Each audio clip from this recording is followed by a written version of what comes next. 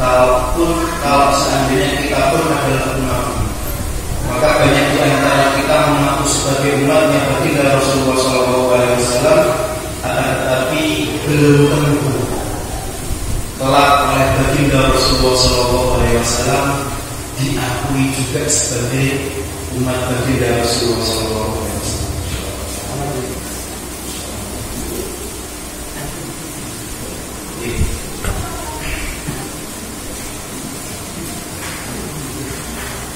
Maka setidaknya ada dua syarat jikalau seandainya seorang hamba itu atau seorang umatnya baginda Rasulullah itu menginginkan pengakuan dari baginda plus kecintaan yang baginda berikan kepada kita sebagai umatnya, yaitu kita memperbanyak mengikuti sunnah-sunnahnya dan memperbanyak sholawat kepada baginda Rasulullah SAW. Inna Allah wa malaikatahu yusholluna 'alan nabi ya ayyuhalladzina amanu shollu 'alaihi wa sallimu taslima. Sesungguhnya Allah beserta malaikat saja bersolawat.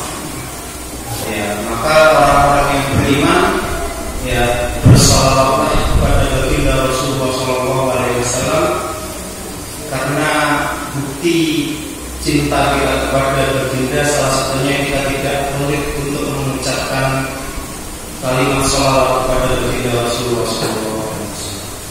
Maka semoga Allah kumpulkan kita kelak di surganya beserta para nabi, para ulama dan para orang-orang saleh di dunia. Amin.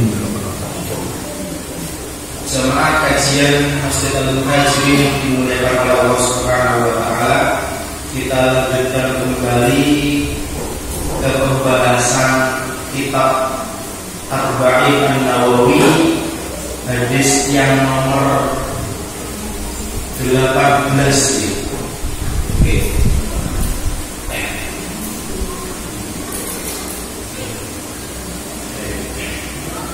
Bismillahirrahmanirrahim. Qala mu'allif rahimahullahu ta'ala nafa'allahu bi'ulumi fid darain. Al-hadits ats-tsamin 'ashar, hadis ke-18. An Abi Dzar Jundub Junadah atau Jundub ibnu Junadah. Hadis ini diriwayatkan dari sahabat yang mulia bernama Abu Dzar. Abu Dzar ini merupakan kunyah atau panggilan dari sahabat yang mulia bernama Jundub ibnu Junadah. Maka Abu Dzar Al-Ghifari ini, beliau ini adalah salah seorang sahabat yang mulia yang berasal dari suku Ghifar. Ya, makanya kalau seandainya orang itu kayak Ghifari, di belakangnya itu ada akhiran itu namanya nisbah. Nah, ini maka dia ini berasal dari Ghifar, Makanya kalau saya itu dari Lumajang, nama saya Fathillah Al-Lumajang. Oke. Pak Utok dari Balai Tambang, namanya Al-Ustaz Utok Al-Bari Tambang. Kalau dari Igir apa? Al-Igir. Ini namanya nisbah. Ya, makanya ulama kita itu banyak menisbahkan kepada daerahnya. Makanya kita ketahui seperti Nawawi ini bukan nama aslinya Nawawi, bukan, tetapi mengambil dari nama kotanya bernama Nawa. Nawa itu sebuah kota di Syria atau di Damaskus ketika itu, maka disebut Nawawi. Ya, jadi Nawawi itu bukan nama aslinya. Nama aslinya sinten nama apa? Nama Imam Nawawi itu siapa namanya? Namanya adalah Abu Zakaria Yahya bin Syaraf. Oh iya betul. Abu Zakaria Yahya bin Syaraf bin Muri al-Hizami itu nama dari Imam Nawawi. Tapi Nawawi sendiri itu dari kata Nawawi. Kemudian Bukhari itu nama asli adalah Muhammad ibn Ismail. Ya, tetapi dia berasal dari kota Bukhara itu salah satu kota di kota Kazakhstan. Kalau tidak salah Kazakhstan atau Tajikistan itu ada kota namanya Bukhara. Maka beliau disebut Bukhari.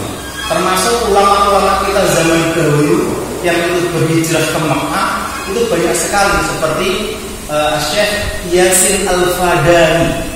Ya, beliau namanya Syekh Yasin, beliau hijrah ke Mekah, namanya Syekh Yasin tetapi nisbahnya ke Padang. Maka disebut Syekh Yasin Al-Fadani. Ada juga Syekh An-Nawawi Al-Bantani, dia dari Banten. Al-Bantani.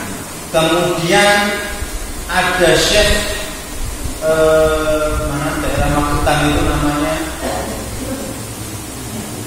ada daerah Magetan terkenal itu sebuah desa namanya saya lupa. Itu termasuk masyhur ya di kalangan. Jadi ketika itu ulama kita sudah berhijrah ke Mekah karena sudah punya keilmuan dasar yang itu belajar di Nusantara, kemudian haji ke Mekah ketika itu, kemudian belajar beberapa tahun, kemudian jadi mufti di sana. Dan ternyata masya Allah ya, kenapa kok banyak ulama-ulama kita yang itu asli Nusantara, mereka mungkin di Mekah ketika haji mungkin belajar sama masyayikh di sana, kemudian jadi guru, jadi mufti. Ternyata mereka ini tidak lama di sana karena keilmuannya di Nusantara ini sudah kuat. Jadi masya Allah ya, ternyata ulama-ulama kita ini ya dari zaman dahulu tidak dipandang sebelah mata. Sehingga ketika mereka haji, kemudian haji tidak pulang haji, kemudian sudah nyetol gitu. Beberapa tahun menuntut ilmu dengan masyayikh di Mekah di sana, selama beberapa tahun itu kemudian jadi mufti. Nah ini indikator bahwasanya dengan 2 tahun 3 tahun menuntut ilmu di Mekah ini tidak mungkin jadi alim. Kalau seandainya dari Nusantara sudah alim ini, kalau seandainya dari Nusantara sudah alim, pasti mudah untuk beradaptasi dengan keilmuan di sana. Artinya mampu. Ya, jadi ulama-ulama Nusantara ini memang luar biasa. Tahun 1800-an, tahun 1700-an itu sudah banyak ya ulama-ulama Nusantara kita ini yang pergi ke Mekah kemudian menjadi mufti di sana. Mufti itu orang yang dimintai fatwa karena sudah tingkat kealimannya luar biasa. Maka juga sama, sahabat yang mulia Abu Dzar Al-Ghifari ini berasal dari Bani Ghifar. Bani Ghifar ini suku yang terkenal dengan kejahatannya. Ya. Jadi ada sebuah suku yang mana di suku di sekitar Arab sana itu namanya suku Ghifar. Ini sudah terkenal sebagai kelompok penyamun, Pak. Jadi kalau bahasa Lumajangnya itu mereka kelompok begal. Nah, Lumajang ini terkenal apa nih? Lumajang terkenal begal ya, seperti itu. Nah, jadi kalau daerah Kelaka itu dulu itu sudah sering kejadian. Ya, jadi termasuk Abu Dzar ini, beliau ini juga termasuk kawan dari perampok. Kemudian ketika beliau mendengar ada seorang utusan yang bernama Nabi Muhammad, itu penasaran. Kemudian beliau datang ke Mekah. Ya, beliau datang ke Mekah. Kemudian setelah datang ke Mekah, kemudian ngobrol dengan baginda Rasulullah SAW. Kemudian beliau akhirnya memeluk agama Islam. Bayangkan dari seorang penyamun, kemudian beliau ngobrol dengan Rasulullah. Tidak berapa lama beliau diberikan hidayah oleh Allah berupa hidayah iman. Nah, ketika setelah berislamnya Abu Dzar Al-Ghifari ini, sama Rasulullah diminta untuk tinggal di Mekah. Kenapa? Biar enak ngontrolnya. Kalau ada apa berkenaan dengan iman, Rasulullah langsung bisa handle dan backup. Tapi ketika itu Abu Dzar merasa saya tidak mampu tinggal di sini, saya punya kawanan ya di Ghifar yang harus saya sampaikan tentang kebaikan ini. dari Abu Dzar ini mengatakan dia harus kembali ke Bani Ghifar untuk menyampaikan ini dan saya tidak bisa pernah di Mekah. Nah, akhirnya turunlah hadis ini, ya, yaitu adalah ittaqillaha haitsu ma kunta. Bertakwalah kamu dimanapun engkau berada. Nanti ada kisahnya. Kemudian juga hadis ini diriwayatkan oleh sahabat yang mulia bernama Abu Abdurrahman. Ya. Abu Abdurrahman ini nama kunyahnya, nama panggilannya. Kemudian nama aslinya adalah Mu'adz ibn Jabal. Ya, Mu'adz ibn Jabal ini adalah seorang sahabat yang berlatar belakang dari kaum Ansor Madinah, yang beliau masuk Islamnya itu ketika Bai'atul Aqabah yang kedua. Jadi ceritanya, kenapa kok Rasulullah ketika hijrah ke Madinah itu kok langsung disambut oleh orang-orang Madinah dengan syair yang terkenal itu apa? Tala'al badru alaina min syari dan lain seterusnya. Nah, ini merupakan syair terkenal yang mana ini adalah sambutannya orang-orang Madinah ketika menyambut Nabi datang hijrah dari Mekah ke Madinah. Loh, kok bisa? Padahal Nabi pertama kali di situ, tetapi ya sudah orang-orang Madinah itu terkondisikan untuk masuk Islam. Ternyata ketika Nabi itu masih di Mekah, ada beberapa orang ini niatnya tuh haji, Pak. 3 orang dari orang Yahudi Madinah. Beliau mendengar ketika itu ada seorang Rasul, kemudian menemui Rasulullah. Kemudian ketika menemui Rasulullah ini, ternyata apa yang disampaikan Rasulullah itu adalah sama yang ada di kitab Tauratnya di orang-orang Yahudi. Disampaikanlah kebaikan-kebaikan oleh Rasulullah, kemudian mereka kembali dengan menyampaikan, oh ternyata di Mekah itu ada seorang utusan bernama Muhammad yang dia membawa risalah dari Tuhan kita Allah Subhanahu wa Ta'ala. Nah, akhirnya ketika dapat kabar tersebut, ya, tiba-tiba menyebar ke beberapa orang, akhirnya 12 orang itu menuju Mekah untuk mengklarifikasi, Pak. Mengklarifikasi bahwasanya betul nggak sih ada utusan yang ada di kitab Taurat tersebut. Jadi Masya Allah, ya, ternyata di kitab-kitab sebelum kitab Al-Quran itu ada penyebutan bahwasanya akan datang Nabi terakhir dengan ciri-ciri seperti yang disebutkan dalam kitab Taurat atau Injil. Ketika 12 orang itu datang, ya, kemudian bertabayun dan meminta arahan-arahan dari Nabi Muhammad, ternyata betul sesuai dengan ciri-ciri yang ada di kitab Taurat tadi. Akhirnya 12 orang ini bersedia masuk Islam. Kemudian mereka ini berbaiat. Baiat itu apa? Itu janji kesetiaan. Jadi betul-betul berjanji kepada Rasulullah untuk menyembah Allah dan tidak mensyirikkan Allah Subhanahu wa Ta'ala dengan sesembahan apapun. 12 orang ini kembali ke Madinah lagi. Dari 12 orang ini kembali, ya, ini menyebarkan lagi ke rumah dengan membawa satu orang sahabat Mekah bernama Mus'ab bin Umair. Jadi ketika 12 orang ini kembali ke Madinah, disangoni oleh Rasulullah itu satu orang sahabat, Pak. Dan satu orang sahabat itu bernama Mus'ab bin Umair, masih muda, masih usianya masih belum sampai 18 tahunan. Nah, ini adalah duta Islam pertama bernama Mus'ab bin Umair. Dan ketika Mus'ab bin Umair ini menyampaikan risalahnya itu, beliau menentukan rumah tersebut, Pak. Jadi tidak ada rumah di Madinah ketika itu kecuali sudah diketuk sama Mus'ab bin Umair dan disampaikan tentang Islam. Yang namanya juga berdakwah, ada yang menerima, ada yang enggak. Sampai ketika Mus'ab bin Umair di situ, akhirnya ada gelombang ketiga. Nah, gelombang ketiga ini dinamakan ada 70 orang. Nah, 70 orang ini termasuk dalam namanya Bai'ah Aqabah yang kedua atau perjanjian. Karena kata Aqabah ini tempat melempar jumroh, Pak. Jadi kalau nanti haji itu ada jumroh terulang, Wusta kali Aqabah. Tempatnya di Aqabah, maka dinamakan Bai'atul Aqabah. Nah, maka di 70 orang ini salah satunya adalah Mu'adz bin Jabal. Jadi ketika itu ada golongan Ansor yang 70 orang ini mendatangi Rasulullah untuk meminta dan berbaiat di baiat Aqabah yang kedua. Nah, jadi Mu'adz bin Jabal ini adalah termasuk salah seorang sahabat Ansor yang pertama kali masuk Islam. Setelah 70 orang ini akhirnya kembali ke Madinah, tambah menyebar Pak. Hampir semua orang Madinah ketika itu ini sudah beragama Islam. Makanya ketika Nabi hijrah, ya, dengan dimulai para sahabat hijrah dulu dan setelahnya itu adalah Abu Bakar dan Rasulullah hijrah di akhir di gelombang terakhir itu, sahabat di Madinah itu sudah nyambut Pak. Nah ini bagaimana Rasulullah itu betul-betul mempersiapkan hijrah ini, jadi tidak sekedar hijrah, perintah hijrah langsung tidak. Beliau mempersiapkan dulu betul, mengirim sahabat yang betul-betul dipercaya, masih muda, ganteng, kemudian cakapnya bagus, namanya Mus'ab bin Umair. Maka ketika Rasulullah hijrah itu bersama Abu Bakar, yang itu ada kisah heroik ketika bersembunyi di Gua Thur, ya. Kemudian kalau seandainya para orang-orang Quraisy melihat hidangan itu kelihatan. Tapi Allah berikan sebuah mukjizat yang mana ada sarang laba-laba.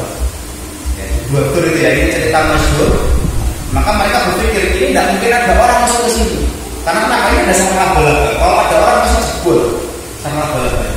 Tapi kalau di hidangan itu kelihatan ya, itu ada Rasul dan Abu Bakar. Akhirnya ketika itu, ya ketika sudah orang-orang Quraisy itu pergi, maka 3 hari menuju Gua Thur baru menuju Madinah dan akhirnya disambut oleh orang-orang sahabat Ansor dari Madinah. Ini perjuangan hijrahnya Rasul, dan salah seorang sahabat yang awal masuk Islam itu adalah bernama Mu'adz bin Jabal. Dan Mu'adz bin Jabal ini adalah seorang sahabat yang mana dia itu diberikan sebuah lisensi atau sebuah gelar, yaitu adalah a'lamu li ummati bil halal wal haram. Adalah orang yang paling paham dari umatku terhadap halal dan haram. Ini adalah Mu'adz bin Jabal, orang yang cerdas, masih muda, ya, terus kemudian betul-betul tegas, cakap, dan kemudian orang yang paling paham terhadap hukum-hukum halal dan haram di syariat agama Islam. Nah ini 2 sahabat yang meriwayatkan hadis yang diriwayatkan oleh Tirmidzi, ya, dalam kitabnya Sunan Tirmidzi. Maka dari 2 orang sahabat yang meriwayatkan ini, an Rasulullah SAW, hadis ini ya disampaikan oleh Rasulullah SAW. Beliau bersabda, ittaqillaha haitsu ma kunta. Jadi kisahnya Abu Dzar tadi itu, dia ingin pergi ke tempatnya, ini memberikan satu pesan. Jadi ketika di Mekah ini terkondisikan Pak. Artinya Nabi Muhammad ada, kemudian teman-teman Islamnya ada. Artinya ketika berimannya betul-betul kuat, karena ketika itu ada Nabi Muhammad. Maka tidak dijamin jikalau kita pindah ke suatu tempat, kemudian lingkungannya berbeda, maka ketakwaan kita ini tidak menjamin untuk tetap bisa istiqomah. Maka Rasul itu berpesan, ittaqillaha haitsu ma kunta. Bertakwa kepada Allah dimanapun kalian berada, dimanapun engkau berada. Di Mekah engkau bertakwa, di Bani Ghifar pun engkau harus bertakwa. Jangan sampai engkau bertakwa di Mekah, tetapi ketika di Bani Ghifar engkau tidak bertakwa lagi pada Allah. Sama kita Pak, di masjid pun kita bertakwa, di sawah pun kita juga harus. Di masjid kita bertakwa, di rumah pun kita harus bertakwa. Maka takwa ini, ya, ini berasal dari kata wakoyaki, ya. Kalau diambil dari segi lafadznya itu dari kata wakoyaki, wikoyatan, itu artinya wikoya ini artinya mencegah. Jadi takwa itu dari kata mencegah. Mencegah apa? Mencegah antara diri kita dan apa-apa yang dimurkai oleh Allah Subhanahu wa taala. Itu artinya takwa. Jadi mencegah dengan apa dari kita, dengan apa-apa yang dimurkai Allah, itu namanya takwa. Ya. Maka kalau seandainya kita ingin tahu takwa secara sifat-sifatnya itu di surat Al-Imran, ya. Allah Subhanahu wa taala berfirman, alladzina yunfiquna fis-sarra wal dharra wal kadhimina al-ghaidha wal 'afina wallahu yuhibbul muhsinin. Jadi salah satu sifat-sifatnya adalah alladzina yunfiquna fis sarat, yang menginfakkan hartanya di dalam keadaan lapang atau sempit. Ya. Kemudian apa? Wal kadhiminal ghaidh, yang dia itu menahan amarahnya, orang bertakwa. Ya. Wal afina 'annas, dan suka memaafkan. Ini terbalik dengan adat kita ketika lebaran. Kalau seandainya ketika lebaran kita ini biasanya meminta maaf nih, ya lu ngaku. Tapi sebenarnya yang paling penting itu adalah kita memaafkan. Karena kalau memaafkan ini bisa tolong. Tapi kadang orang itu kalau seandainya tidak mudah memaafkan, ini kadang-kadang biasanya ada penyakit ya, muangkelan, akhirnya bau darah tinggi, akhirnya orang jantung, es. Kalau nanti dia nggak ada, dia rencang ini kalau seandainya dia kepikiran sesuatu langsung kemana. Jadi kalau seandainya dia itu betul-betul ada kesalahan dari temannya itu pokoknya sampai luar biasa, menghujatnya luar biasa. Akhirnya apa? Tiba-tiba. Maka hal seperti ini kita dalam rangka takwa ini ya kita memaafkan. Kemudian satu seperti lagi, walladzina idza fa'alu fahishatan aw dzalamu anfusahum dzakarullaha fastaghfiru lidzunubihim. Jadi kalau seandainya berbuat salah langsung iling, waduh itu salah. Nah, jadi artinya takwa itu betul-betul kita mencegah sebisa mungkin. Mudahnya kita mengerjakan perintah Allah dan menjauhi larangannya. Jadi berusaha betul-betul kita tetap takwa. Kenapa kok kita bertakwa? Makanya kita katakan ketika hari Jumat khotib itu takwa, ittaqillah haitsu kunta. Ya ayyuhalladzina amanu taqullaha haqqa tuqatih, takwa di umum. Ya karena takwa ini adalah sebagai perbekalan yang akan kita bawa. Ya wa tazawwadu fa inna khairaz zadi at-taqwa. Berbekal kepada Allah. Karena sebagai perbekalan ya, yang akan kita bawa mati nanti itu cuma takwa.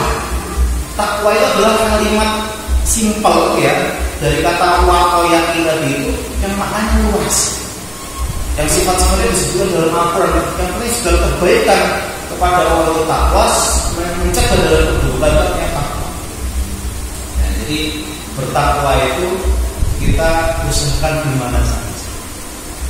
Karena banyak teman-teman itu kumpul-kumpul kajian ini, masya Allah ya. Jadi betul-betul luar biasa. Luar dalam ini soleh insya Allah. Tapi kadang-kadang kalau seandainya kumpul dengan komunitas lainnya, terus dengan dalih menyesuaikan saya hibah, ya saya itu hibah. Maksud tak hibah ya tidak keren, karena kita menyesuaikan. Nah, ini kadang-kadang semacam itu sering seperti itu. Artinya bukan di mana kita itu berada atau dengan siapa kita berada, bukan itu. Tapi bagaimana kita menentukan kita harus seperti apa. Kalau sampai kita takwa, meneruskan takwa, insya Allah dimanapun kita berada kita berusaha. Dilihat orang dan dilihat orang, bersama orang tidak bersama orang tetap takwa. Karena takwa ini merupakan bekal terbaik yang akan kita bawa di hadapan Allah Subhanahu. Nah, kemudian yang kedua, pesan Rasulullah SAW itu apa? Wa atbi'is sayyi'atal hasanata tamhuha. Maka ini masya Allah luar biasa, ikutilah kejelekan yang engkau perbuat dengan hasanah, dengan kebaikan ya. Tamhuha. Kenapa? Karena kejelekan yang kita kerjakan kemudian dibarengi dengan kebaikan-kebaikan yang kita usahakan itu, ini akan bisa menghapus kejelekan yang pernah kita kerjakan ya. Dan ini senada dengan firman Allah innal hasanat yudhibna sayyi'at. Sesungguhnya kebaikan-kebaikan ini bisa menghapuskan kejelekan. Maka kejelekan yang seperti apa? Maka kejelekan itu ada dua ya. Jadi dosa itu kadang kita itu, semua manusia itu dosa mutlak juga. Maka Rasulullah pernah bersabda, kullu ibni adam khata'u. Semua anak cucu Adam itu salah. Tidak ada manusia di dunia itu tidak punya salah, itu tidak mungkin kecuali Rasulullah, karena beliau maksum. Jadi selama dia itu manusia, seustad-ustadnya ustad, sekiai-kiainya kiai, seguru-gurunya guru, pasti dia pernah berbuat dosa dan salah. Nah, tapi masalahnya bagaimana kita, apa yang kita kerjakan dari kesalahan kita? Kita sadar manusia tempatnya salah. Maka kalau seandainya kita salah, ya, kita cepat bertobat. Wa khairul khata'ina at-tawwabun. Sebaik-baik orang yang bersalah itu bertaubat. Dan kebaikan yang paling baik untuk menghapus dosa itu adalah taubat. Jadi kalau seandainya kita berbuat salah, ya, kemudian kita itu ingin betul-betul kita bertobat, ini ada 3 syaratnya. Ya, kita pernah berbuat salah, pernah berbuat dosa. Kita mengerjakan 3 syarat. Pertama, kita ini berjanji tidak mengulangi lagi. Jadi berjanji tidak mengulangi. Terus aku tahu dosa ini, terus aku tidak ngerti kayak gimana. Kemudian yang kedua, dia itu mengakui, Pak ya Allah, mengakui terhadap apa dosa yang sudah dia kerjakan. Ya. Dan tadi itu pertama mengakui dulu tadi itu saya berdosa, berjanji tidak mengulangi. Nah, baru yang ketiga memperbanyak istighfar. Jadi memperbanyak istighfar dengan harapan Allah mengampuni segala dosa. Loh, tapi kalau seandainya dia sudah berbuat dosa, dia taubat, tapi kok baru kok kecemplung maneh apa iki? Wis mari salah, kemudian taubat ya Allah, menyesal dengan apa yang dia perbuat dan berjanji tidak mengerjakan lagi. Memperbaiki istighfar, tiba-tiba kalau konten ayus dolan maneh kecemplung maneh. Terus pripun itu nih? Dia taubat maneh. Ya, karena manusia itu tempatnya salah, ya tobat lagi sampai makanya. Maka bersyukurlah kalau seandainya akhir hayat kita itu Allah berikan taubat. Maka jangan sampai setelah kita taubat kita bermaksiat lagi, kita meninggal dalam keadaan seperti itu. Ini namanya sulit. Tapi usahakan kita berbuat salah, kita bertobat. Di sela-sela taubat kita, Allah ambil kita, insya Allah ini dalam keadaan husnul. Jadi orang itu seperti itu. Maka selama kita itu manusia pasti salah. Ya, selama kita manusia pasti salah. Kecuali jenengan derajat sudah naik, Pak. Sana menungso malih, setengah malaikat setengah menungso. Mana sembunyi ya. Itu baru jenengan barangkali tidak butuh atau tidak punya salah. Ya, tapi selama kita manusia dengan apapun kita bentuk profesinya pasti berdosa. Maka ini yang harus kita lakukan. Kemudian salah yang seperti apa yang ini dihapuskan oleh Allah. Maka saya ada kedua, ada yang sama. Kita hubungan itu hablum minallah sama hablum minannas. Dosa kita, kesalahan kita itu juga ada 2. Dosa yang sifatnya itu hablum minallah, bersambung kepada Allah. Ya, seperti kita tidak mengerjakan hak Allah. Kita harusnya sholat tidak sholat. Kita harusnya puasa kita tidak puasa. Ya, artinya hak Allah kita lalaikan. Ya, ini dosa yang seandainya kita memohon ampun, kalau Allah ampuni kita akan diampuni, kalau tidak ya ini akan diminta pertanggungjawaban di akhirat. Tapi yang berbahaya ini adalah dosa yang hablum minannas. Ya, ini yang berbahaya sebenarnya.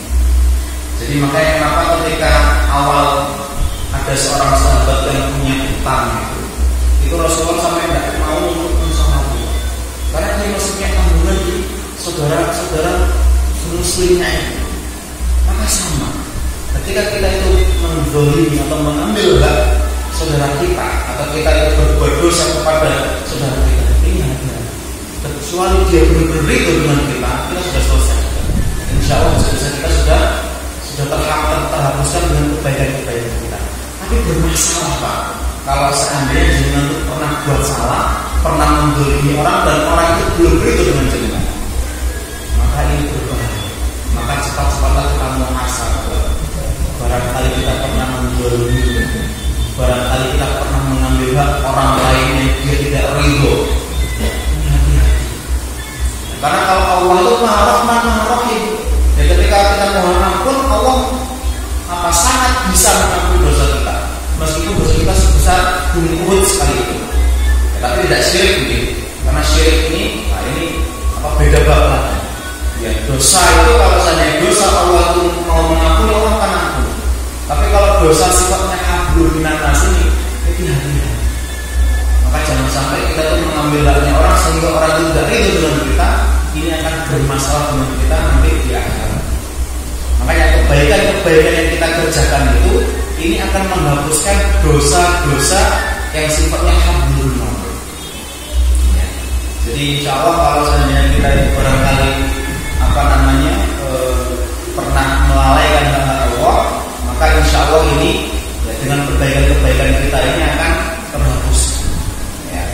Ada ulama mengatakan ini adalah kejelekan-kejelekan yang dosa-dosa kecil. Ada dosa besar, ini amruhu ilallah. Jadi perkaranya Allah yang menentukan. Kalau Allah mengampuni, Allah akan mengampuni. Kalau tidak, akan dipermasalahkan nanti di hari itu. Makanya contoh kebaikan yang ini juga dikuatkan dengan hadis lain. Rasulullah itu pernah bersabda, as-shalawatul khams. Jadi salat 5 waktu, wal jum'atu ilal jum'ati. Jadi antara 5 waktu ke 5 waktu, Pak. Salat zuhur ke asar ke maghrib. Sama al-jum'atu ilal jum'ati. Jadi dari Jumat satu ke Jumat yang lain. Kemudian Ramadan ke Ramadan, dari Ramadan itu ke Ramadan berikutnya. Ya, ada yang mengatakan wal hajju ilal haji. Dari haji itu haji yang lainnya. Itu mukaffiratun lima bainahunna majtunibatil kabair. Ini akan menjadi penggugur dosa ya daripada ibadah-ibadah itu selama dia tidak mengerjakan perbuatan dosa besar kabair. Ya. Kabair itu seperti membunuh, berzina, riba. Jadi kalau saya dosa besar ini selama dia itu betul-betul bertobat, nah insya Allah Allah ini akan menang. Tapi kalau seandainya dosa-dosa kecil ini akan diampuni. Jadi sholat kita, sholat zuhur ke asar, kita punya dosa kecil ini terampun.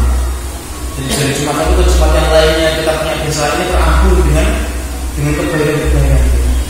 Sama Ramadan satu ke Ramadan lainnya ini akan terhapuskan. Nah, maka ini ya Rasulullah ini memberikan sebuah kita isyarat bahwasanya semua manusia itu berbuat dosa, berbuat kesalahan.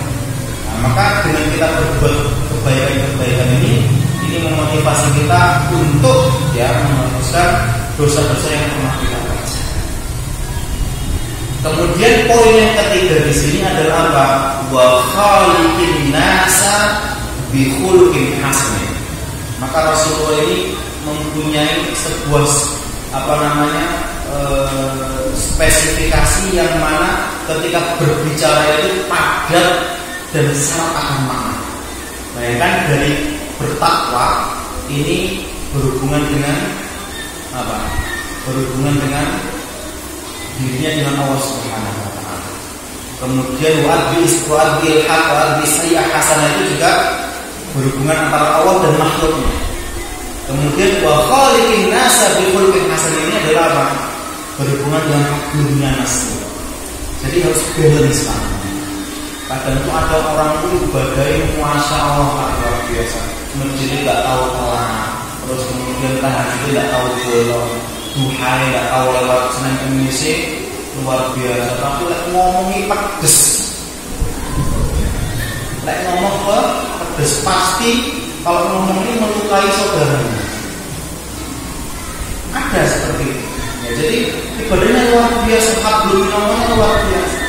Tapi ketika dengan saudaranya ini selalu menyakiti. Nah ini kurang balance. Ya, makanya ternyata bagaimana Rasulullah itu mengajari kita untuk ada keseimbangan. Bagaimana kita hablum minallahnya itu betul-betul baik. Ya, kita betul-betul bertakwa. Kemudian hablum minallah juga kita baik.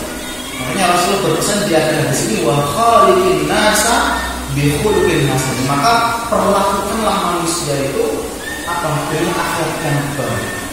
Kalau ngomong akhlak ini merupakan apa tujuan diutusnya Rasulullah. Ya, dengan sebuah hadis, innama bu'ithu liutammima makarimal akhlak. Sesungguhnya kata Rasulullah, aku diutus ini ya untuk menyempurnakan akhlak. Untuk menyempurnakan akhlak. Maksudnya akhlak yang seperti apa? Apa sekedar ketakuran pada sama tidak? Ternyata makarimal akhlak ini adalah berhubungan dengan semua Al-Quran. Makanya pernah suatu ketika Rasulullah itu Ibunda Aisyah pernah ditanya, ya Aisyah, kaifa akhlaqur Rasul? Gimana akhlaknya Rasul? Kemudian Ibunda Aisyah menjawab, khuluquhu kal-Qur'an. Akhlaknya itu seperti Al-Quran. Al-Quran itu masya Allah isinya itu luar biasa. Bukan hanya sekedar dia hablum minannasnya, tapi hablum minallahnya juga ada. Artinya akhlak dia kepada Allah itu seperti apa? Dia tidak sombong, dia betul-betul tawadhu, dia betul-betul meminta kepada Allah dengan semakin dia meminta, semakin dia itu menunjukkan kelemahan dunia seperti apa, itu semakin mulia. Jadi betul-betul balance.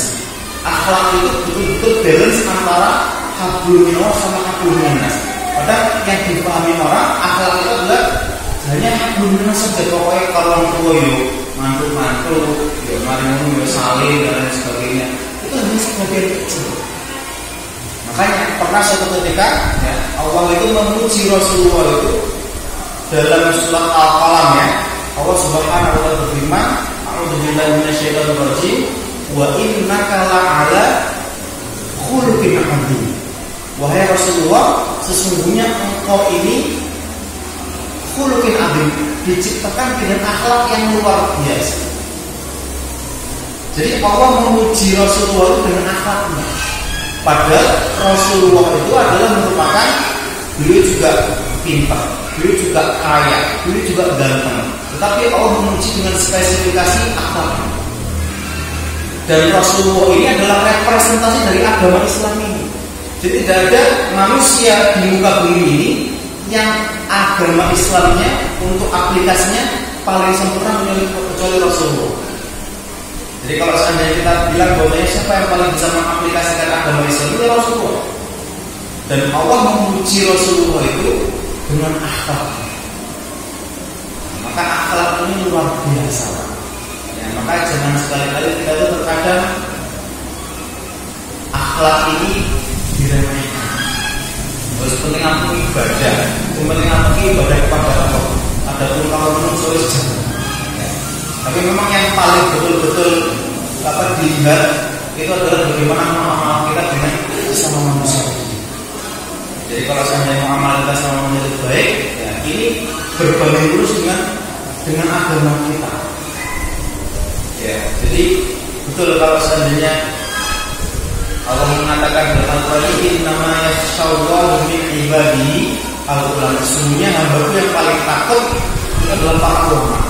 Dan sesungguhnya hamba di antara hamba-Ku yang paling takut, yang paling yakhsha, takut adalah para ulama.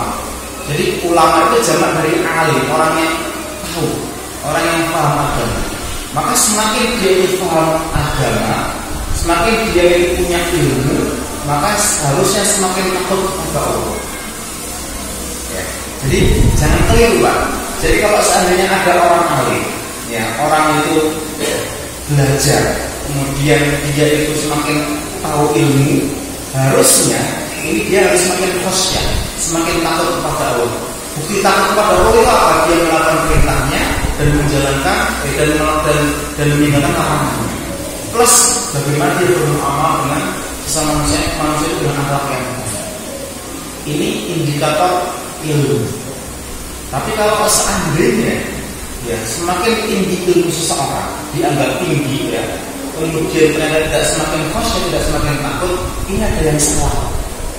Ya, ada yang salah daripada ilmunya. Kok bisa ada orang berilmu tapi tidak semakin takut sama Allah? Nah, ini banyak sekarang kita seperti itu.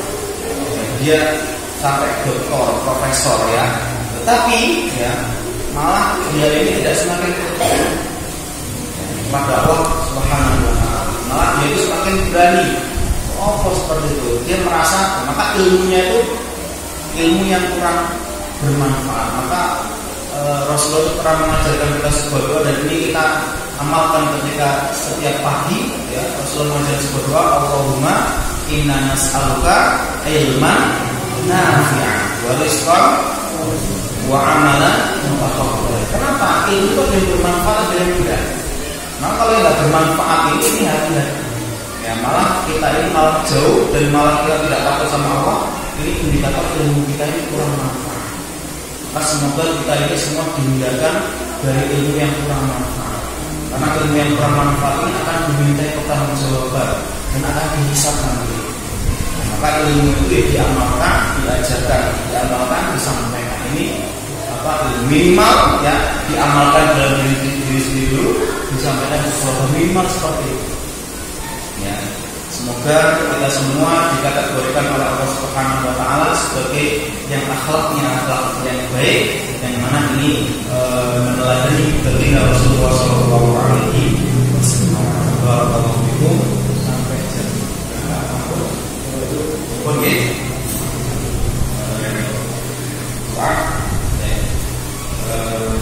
Maka kita berdoa kepada Allah Subhanahu wa taala.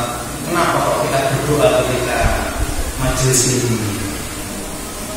Kenapa kok kita berdoa?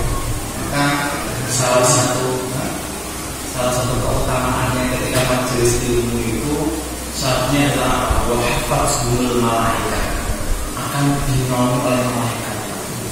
Maka malaikat datang itu bukan hanya sekedar datang, ya, bukan hanya sekedar untuk melihat dan mencatat orang-orang yang di sini, tidak.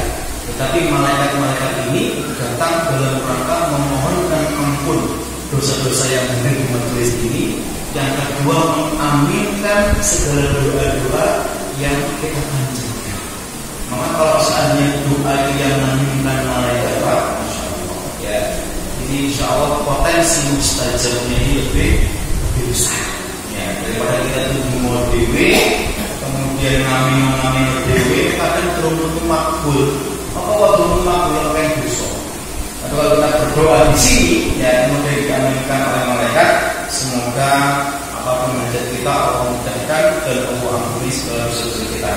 Alhamdulillah, bismillahirrahmanirrahim. Allahumma sholli ala sayyidina Muhammad walhamdulillahirabbil alamin. Hamdan syakirin, hamdan na'im, hamdan yuwafi ni'amahu wa yukafi mazidah.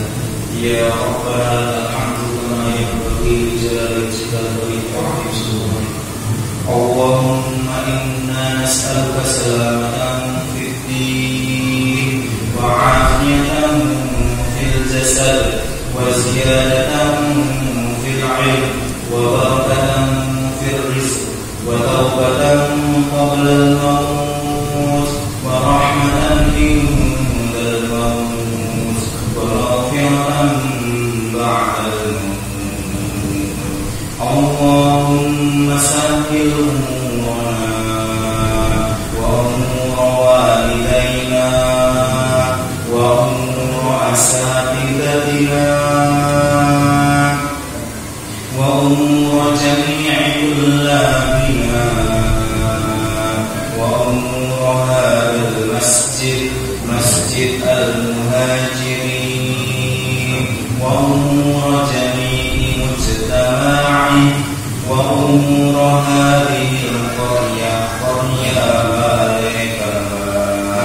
Allahumma inna nas'aluka ilman nafi'an wa rizqan thayyiban wa 'amalan mutaqabbalan wa shifaa'an min kulli da'in wa saqam. Rabbana hab lana min azwajina wa dhurriyyatina qurrata a'yun waj'alna lil muttaqina imama. Rabbi ighfir lana dhunubana wa dhunuba walidayna wa dhunuba asatidatina wa dhunuba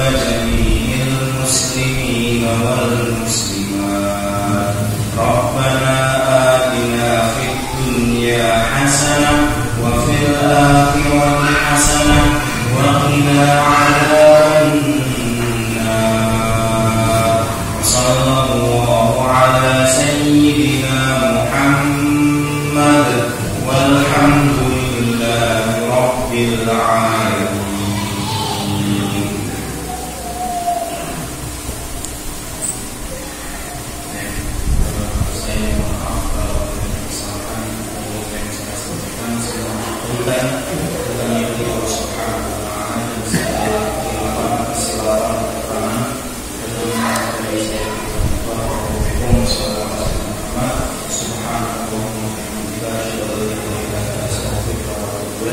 Assalamualaikum warahmatullahi wabarakatuh.